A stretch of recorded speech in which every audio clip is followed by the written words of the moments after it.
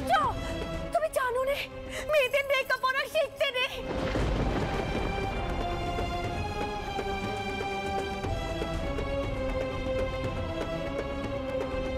কি সর্বনাশ করলে?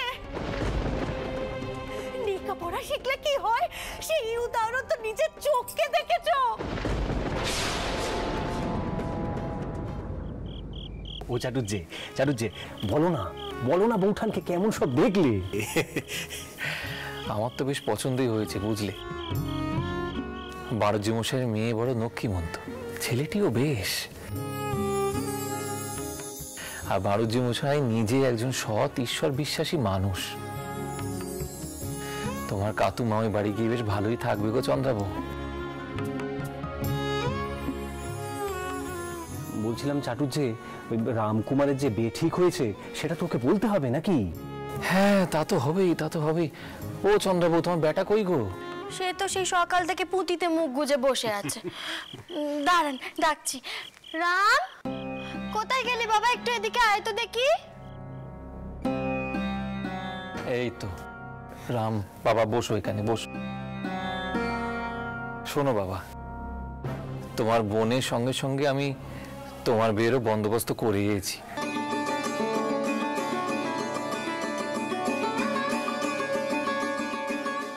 এই ঘর থেকে মেয়ে যাবে আর ও ঘর থেকে মেয়ে আসবে, পাল্টাপাল্টি হবে শুধু। আপনার সিদ্ধান্তে তো আমি মানা করতে পারি না, কিন্তু কিন্তু কি বাবা? আমি জানি তুমি কি নিয়ে এত চিন্তা করছো। কোনো চিন্তা করো নে, লেখাপড়ায় কোনো সমস্যাটি হবে না তোমার। আমি যেমন সংসার চালাচ্ছি তেমনই চালাবো। তোমার যতটুকু যজমানি করার কথা তুমি মন দিয়ে করো কে যাও।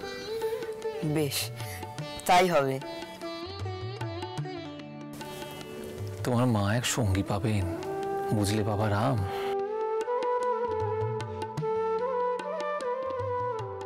কাতুমায় ঘর থেকে চলে গেলে এই ঘর বড় শূন্য হয়ে যাবে ভাই শুক্লাল।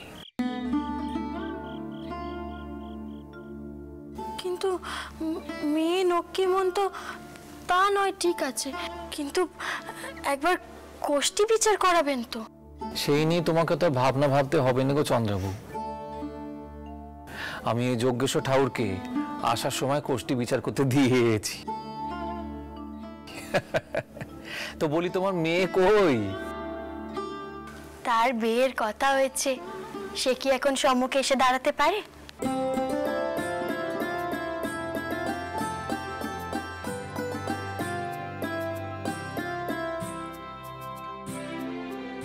সত্যি দেখতে দেখতে মেয়েটা কত বড় হয়ে গেল। বৌঠান, মেয়ে হলো কি পরের ধন, সে তো বাপের ঘরে আসেই পরের ঘরে যাওয়ার জন্য। এখন তার কথা ভেবে আপনি যদি এখন দুঃখ পান তাহলে তো চলবে না। আমাদের তো এখন কোমর বেঁধে লেগে পড়তে হবে নাকি? একসঙ্গে দুটো বিয়ে হলে কথা।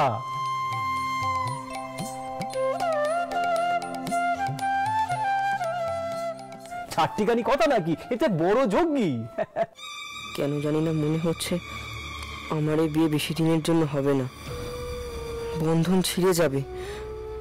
এমন একটা বড় ফাড়া আসবে, সব ওলট পালট হয়ে যাবে।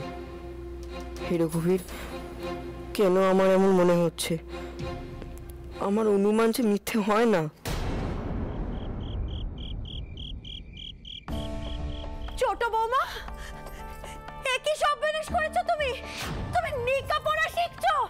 তুমি জানো না মেয়েদের লেখাপড়া শিখতে নেই। তোর জীবন আগে না লেখাপড়া আগে বল দেখিনি। সত্যি যদি একটা সর্বনাশ হয় তখন তার দায় কে নেবে শুনি?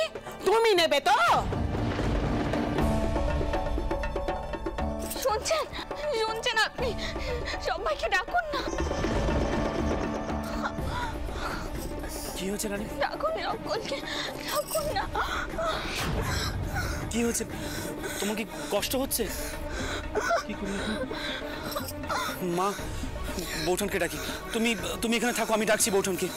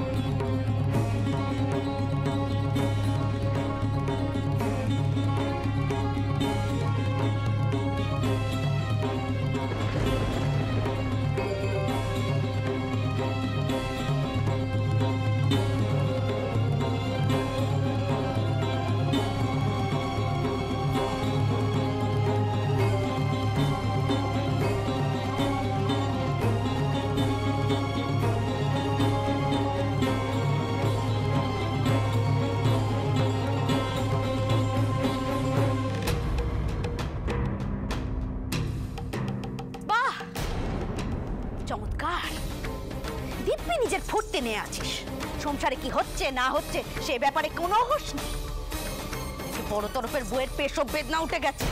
তাতে আমি কি করব? তুই কি রে অভয়, তোর একটু চিন্তা হয়নি? কদিন ধরে শুনছি বড় তরফের বইয়ের যা নক্ষণ তাতে নাকি ব্যাটা হবেই। আর সত্যি যদি ব্যাটা হয় তখন কি হবে একবার ভেবে দেখেছিস? আরে ভেবে কি হবে? রাজচন্দ্র দাস তো আগে থেকেই তার বাপের ক্ষমতার জোর দেখে আমার সব ক্ষমতা কেড়ে নিচ্ছে। নতুন করে হাফ টেস্ট করে আর কি হবে? কেন?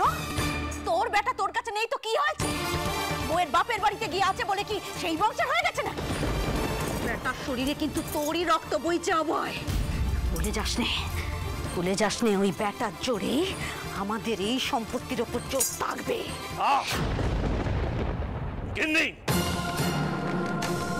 এই সময় সম্পত্তি নিয়ে কথাবার্তা বলার সময় নয়। কি কোথায় শুনে ফেলবে? শুনলাম বড় বৌঠান ছোট বৌমার জন্য দাড়ি রাখতে পাঠিয়েছেন। তুমি যাও, এই সময় তোমার ওদের পাশে থাকাটা কর্তব্য। কপাল আমার। দেখ অভয় দেখ, এমন স্বামী যার কপালে তার আর কি হবে রে? কর্তব্য, কর্তব্য, হ্যাঁ কর্তব্য শেখাতে এসেছেন আপনি আমাকে। আর সেদিন যখন বড় গিন্নি তেজ দেখি আমাকে সংসার থেকে তাড়িয়ে দিচ্ছিল, সেদিন কোথায় ছিল আপনার কর্তব্য? আজ নাকি আমি গিয়ে বড় গিন্নির পাশে দাঁড়াবো। সত্যি আপনি মায়ের মান সম্মানের কথা একবারও ভাবেন না, সারাক্ষণ খালি ওই বড় তরফের ঝোল টেনে কথা বলেন। আপনি খুব ভালো করে জানেন বড় মা মায়ের সাথে কি দুর্ব্যবহারটাই না করেছিল। আমরা এসব কেন সহ্য করব, কেন সহ্য করব? দেখে নিস সবাই, দেখে নিস। কিছু মনে করো নে ভগবান বেশি দিন এই এক চকমি বিচার করবেন না। একেবারে একেবারে দিমাকে মটমট করছে বড় তরফ। আমার নাতিকে দূরে টেলে দিয়ে বড় গিন্নি নিজের নাতি নিয়ে ঘর করবে, কিছুতেই না। বাবা গো, আর পাচ্ছি না।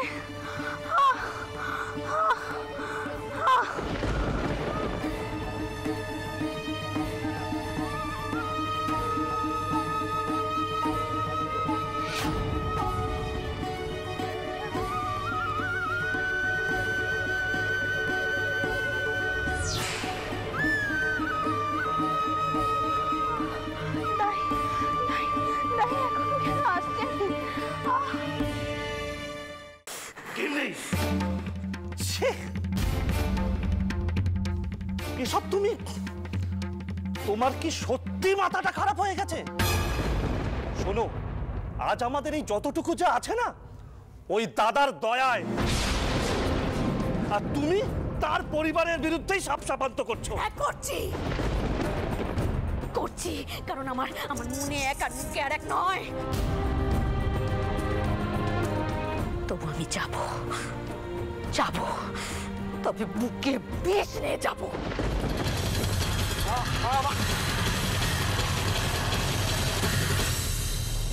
শুনুন, জ্যাঠামশাইয়ের সাথে গিয়ে একবার কথা বলুন। হয় সরযুকে এই বাড়িতে ফিরিয়ে আনবে, নয়তো আমি আবার বিয়ে করব। আরেকটা কথা বলুন, এই মার বংশের সম্পত্তির ভাগ আমাদেরও চাই, আমরা তাদের আশ্রিত নই। অভয়, কেন? অন্যায় কিছু বলেছি নাকি? রাজচন্দ্র দাস এই বিশাল সম্পত্তি একাই ভোগ করবে, আর আমি এই বংশের কেউ নই। আমি বুঝতে পারছি না এই সময় তোমাদের মাথায় কেন এই ধরনের চিন্তা ভাবনা আসছে। আমি যাচ্ছি দাদার কাছে, আর তোমার কর্তব্য এই সময় চন্দ্রের পাশে থাকা।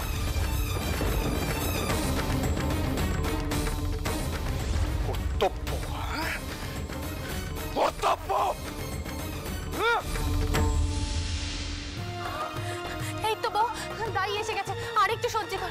এত দেরি কেন করলে বলো তো? হ্যাঁ, বউয়ের যে প্রাণ যাবার জোগাড়। নাও দেখো, দেখো আর কতক্ষণ লাগবে। তো আগে তো বেদনা ওঠার কথা নয়। ওই দেখে দেখে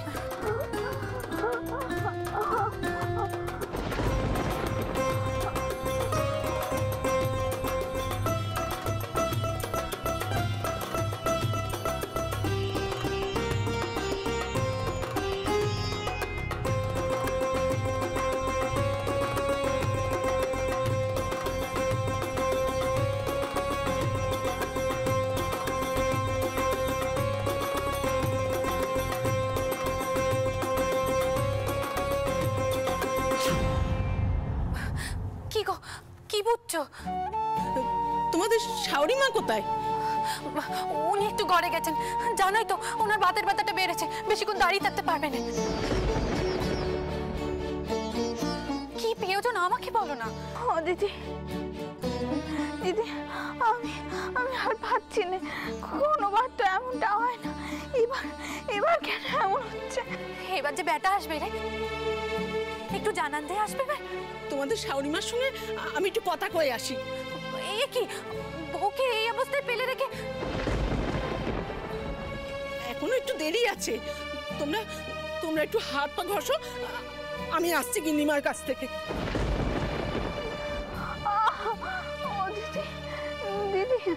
দিদি, নায়ের মুখটা অমন হয়ে গেল কেন গো? মনে হচ্ছে আমার থেকে ধরো কিছু এখানে নোক হচ্ছে। দিদি, আমি তো কিছু বুঝতে পারছি না দিদি, কেন এমন হচ্ছে বলো না।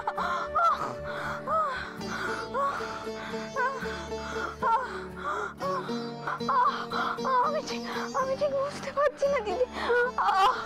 ও দিদি, আমি আর পাচ্ছি না দিদি। ও দিদি,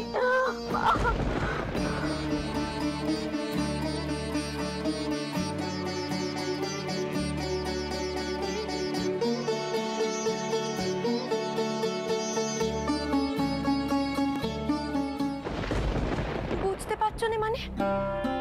শোনো বাচ্চা, যা বলার স্পষ্ট করে বলো দেখিনি। আমার কাছে কিছু লুকিও নে। কি হয়েছে বলো না। ছোট বৌমার বিষম বেদনা উঠেছে তো, নাকি অন্য কিছু? না অন্য কিছু নয়, তবে কি কইছো কি? তখন থেকে খালি ধানাই পানাই করেই যাচ্ছ, একটু পেস্ট করে বলো দেখি। কেমন করে বলি তা বুঝতে পারছি না। ছোট বৌমার যে কখন বাচ্চা বিয়ে হবে সেটাই তো বুঝতে পারছি না। সে কি কথা? কি কইছো কি তাই তুমি? এ তো ভালো কথা নয়। দূর বাবা, আমার করে হাঁটুর ব্যথা বেড়েছে। হাঁটুর ব্যথার জন্য ভালো করে চলতে ফিরতেই পারছি না। তেল নিয়ে তখন থেকে বসে আছি মালিশ করার জন্য। মাঝে দুদিন অনিয়ম করেছিলাম, ঠিক করে মালিশ করি না, ওর জন্য হাঁটু ব্যথা আবার বেড়েছে। না ছোট বৌমার কাছে আমায় যেতে হবে। চলো দাই, চলো আমাকে ছোট বৌমার কাছে নিয়ে চলো। চলো দেখিনি, চলো। ওরে তুই তো ঠিক করে হাঁটতে পারছিস না যোগী, যাবি কি করে বল দেখি। শোনো মা, শোনো, আমি তো তেল মালিশ করছি, এখন একটু ব্যথা কম আছে, আমাকে যেতেই হবে।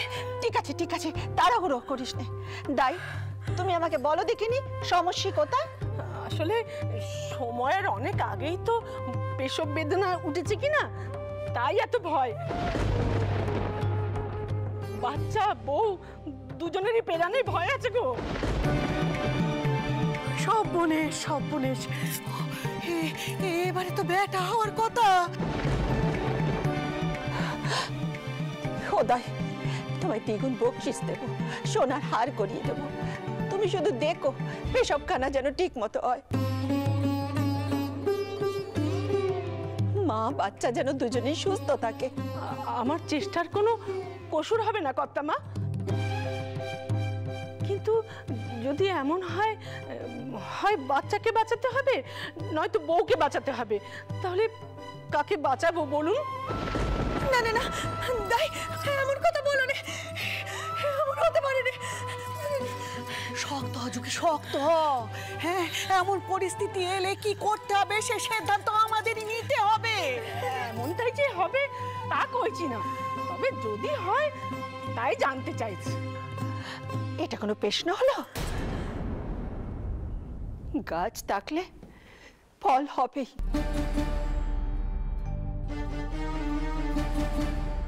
গাছই যদি না থাকে, না বড় কিনে গাছ মরে গেলে আবার নতুন করে গাছ পোতা যায়। অবশ্যই সে গাছে ফল হতেও পারে আবার নাও পারে, কিন্তু যে ফলটা আমাদের হাতের কাছে আছে তাকে তো রক্ষা করতে হবে। বউয়ের এখন বয়স বাড়ছে, ও ওই গাছে যদি আর কখনো ফল না ধরে। চুপ করো মা, কি কইছো কি? ছোট বৌমা সম্পর্কে এমন কথা বলো না মা। ছোট বৌমা হলো আমার সংসারের নকি। জানি যোগী, আমি জানি। সে যদি কোনো বেটা না দিতে পারে তাহলে কিসের নোক কি শুনি? ছোট, তুইও মেয়ের মা,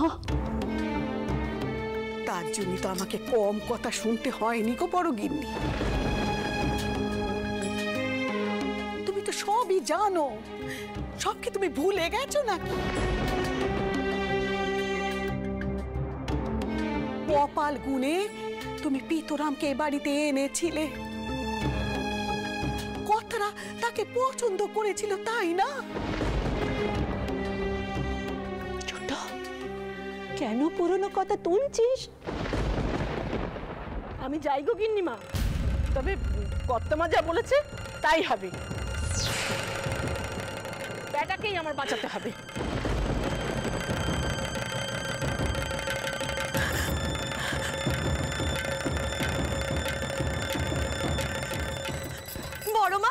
বড় মা দাই যে চলে যাচ্ছে, বারণ করো দাইকে, বারণ করো।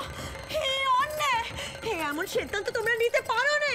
তুই শান্ত হ যোগী, শান্ত হ তুই। পিতরামের কথাটা তো একবার ভাববি। তোর বাবা শুধুমাত্র বংশপিদীপ দেখবে বলে এখনো আছে।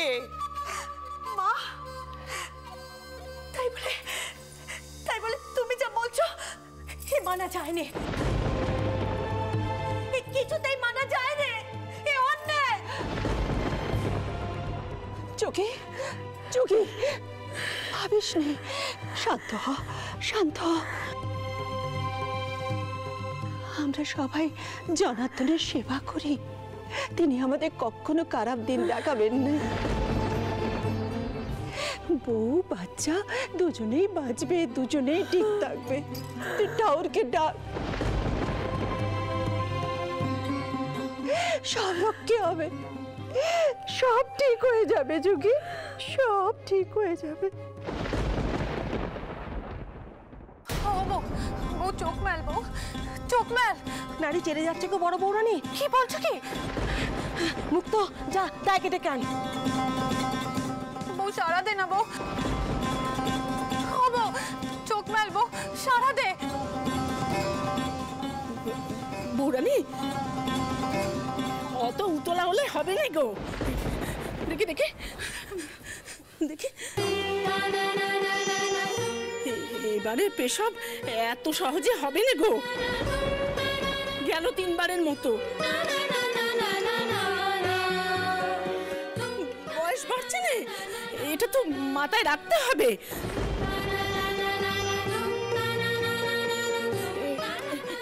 একটু গরম কাপড় দাও না।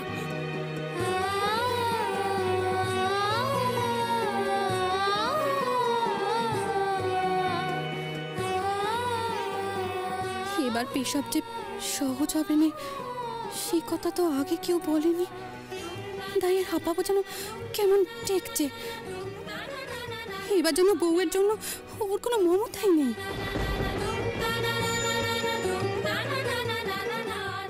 দাই, বউয়ের অবস্থা তো ভালো টেকছে না। যদি বলো তো কোপরেজ ডাক্তার ডাকা করাই।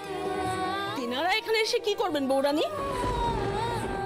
তিনারা তো আর এই আতুর ঘরে ঢুকে বাচ্চা পেশাব করাতে পারবেন না, ওনাদের দেখে কি হবে?